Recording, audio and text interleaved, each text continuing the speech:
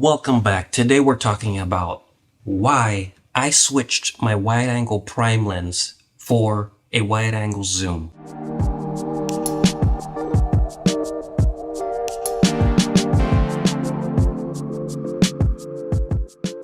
So I love prime lenses. I mean, you're getting usually way faster than 2.8. So you're getting F2s, 1.4s, 1.2s. It's just great because you get that separation between your subject and the background. You get that low light performance.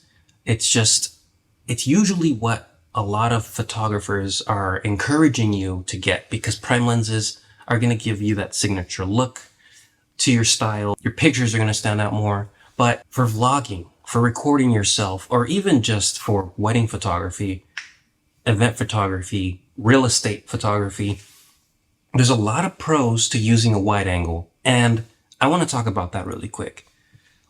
If you've been watching my videos, a lot of them, probably the last 10 to 15 where I'm talking like this to you, have been recorded with the Samyang Rokinon 24mm f1.8. Now, I love this lens because of its form factor. It's super light, it's affordable, super light, makes your camera, which is already compact, even smaller. If you're using A7C, any of those new ones, even smaller, which is crazy. So you can take this anywhere, you can record yourself and be confident that the autofocus is working well, it's weather sealed, and you're getting that f1.8. So why sell it? And this is, I was debating this back and forth for a long time, and it came down to two things for me. We'll make it three because everyone likes threes. I'll just have to keep count. The first, versatility. This is an obvious one. You sacrifice f-stop for versatility. That's basically what it comes down to. You're sacrificing separation. That's what it basically means. So what have I traded this 24 1.8 for?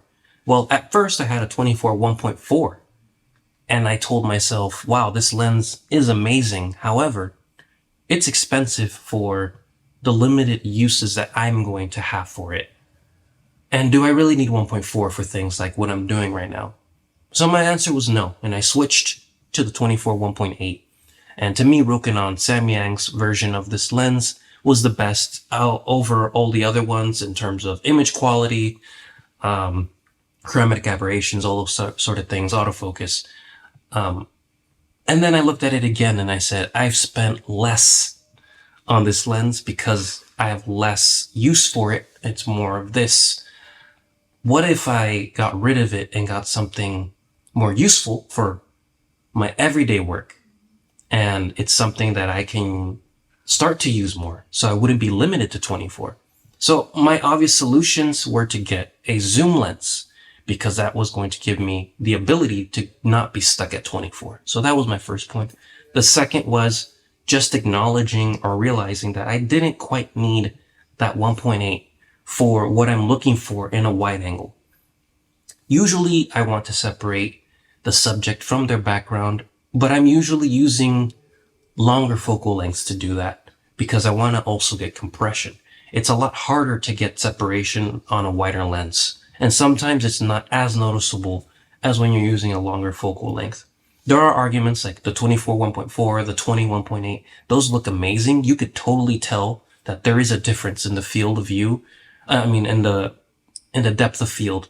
But for a lot of people, that might not be as important and a little bit more negligible. That leads me to my third. When you're thinking about wide angle, what do you think about? To me, it's more about you're going to include more context of the background. So that alone means you're going to include more in your frame. There are going to be more subjects in it. Separating is not as much as important, but you still don't want to sacrifice the low light capabilities and the autofocusing. So my solution was I need to get a zoom, and my options have been Tamron 17-28, Tamron 20-40, 16-28 from Sigma, 16-35, the Zeiss, the older one, and the G Master 16-35. Now we have two versions. And when you look at the pricing and what you get for these different lenses, I ended up getting to the conclusion that if I was going to invest something, it should be for what I'm going to use it more for, and it should be high quality and reliable. So I ended up finding that because the 16-35 G Master version 2 has been out for a while now, the first one has dropped significantly. And you can get this lens out there for $1,000 to $1,400 now. That is a big, big difference from $2,000. And when you know you could spend $1,000 on the G Master versus $800 to $900 on Tamron or Sigma, that makes the decision even easier. So I ended up opting for the 16-35, which I'm recording on now. Yes, it's a 2.8. I'm cutting down a stop of light. However, it has great image quality. 2.8 has still been the minimum standard for professional photographers to shoot anything, basically. And I have the versatility I'm looking for. Now, I'm at 20 millimeters right now. You might see my messy setup now. I'm going to go wider. This is at 16, but I now have the choice. Do I want to be at 16? Do I want to be at 20, 24, 28, 35, whatever? I can now decide where I want to be at with these type of videos. And in the real world with photography, I can decide what is the best focal length. What is the look I'm going for?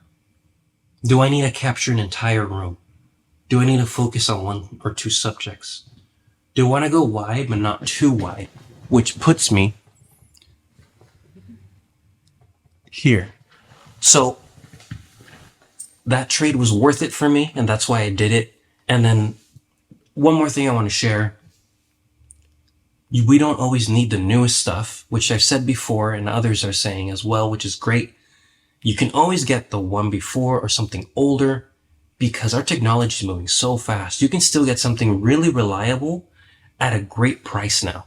You don't have to be at the top getting the newest and greatest. If you have the budget, of course, go for that. But if you're trying to be budget friendly and be aware of your spending, getting the older pre-owned, you can still find them in great conditions like I did for lower price. Save some money, invest it somewhere else. And lastly, this is actually the second time I owned this lens. The first time I owned it, I actually paid $1,600 for it. And to me, that was a deal back then because I wasn't paying $2,000 and I sold it. Now, why did I sell it even though I've had it before? I didn't quite understand the value of this lens. And I think as a self-taught photographer, maybe you are also a self-taught photographer, you will encounter this because you are relying on learning online, learning from use. Yes, you might have some mentors and friends here and there, but for the most part, you're learning by trial and error. So you might have something really great in your hands and then you don't appreciate it. So this is what happened to me with this 16-35. At the time, I knew it was a great lens. I mean, it's a G Master, but I didn't appreciate its value, its usability. It didn't click for me. So when I first used it, this was about 1.5 years ago, I was like, okay, I got the G Master. This is what I can do with it. It's amazing. And I wasn't satisfied. But now that I understand the value of what this presents, plus the discount, because I did save money on it, I think I understand more how it fits my needs. And I can use it with more intelligence. So if you're out there and you're doing trial and error, keep doing your research. And sometimes you have to go through trial and error to figure out what exactly is the tool, the right tool that you need to produce the work that you want. So today I'm recording at 20. Tomorrow I might be recording at 24 or 35. But because I've invested in something like this, I can now just switch it. Just with one turn of the knob without having to invest in several primes. Trusting that I have G Master image quality. I have the 2.8, which is still really good. You have to get there to that point where you know what you actually need. What are you actually trying to get out of the gear? What is your final product? Don't just get something because it is a G Master or it is at 1.2. it might not be what you need. And initially, I had made the mistake of getting a 24 1.4, which is an awesome lens. I would have kept it, except that's not what I need. I needed something more versatile that I use more every day. And this is how I've landed here. I've gone from 24 1.4 to 24 1.8 to 16-35 2.8. So we'll see. Maybe you never know. This might be another phase of my trial and error. But for now, I think this is a great reflection. If you're out there and you're going through trial and error with lenses or trying to understand which one you actually need, just wanted to share my experience, and I hope you enjoyed this video. Thank you.